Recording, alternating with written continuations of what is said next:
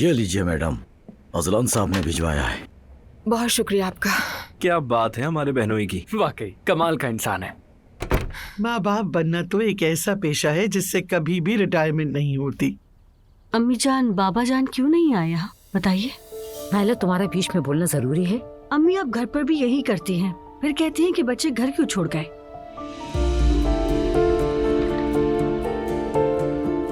दोस्त ने क्या बिगाड़ा था, इतनी अच्छी वाइब्स तो दे रहा था वो। फजूल बातें मत करो आयजा, हमें डिस्टर्ब करने के अलावा और क्या कर रहा था वो? चुप ही नहीं हो रहा था वो तो। मैं तो बस ये जानता हूँ कि हमारा बहनोई लाजवाब इंसान है। कह रहे सोचेंगे, इसमें सोचना कैसा, तुम्हारा अपना घर तो है ना।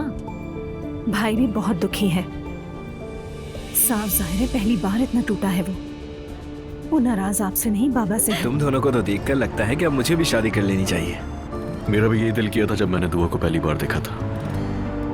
मुझे कभी भी ऐसा नहीं लगा कि शादी नहीं चल पाएगी। ये तो मर्द पे मुनस्सिर है कि वो अपने रिश्ते को किस तरह लेकर चलता है।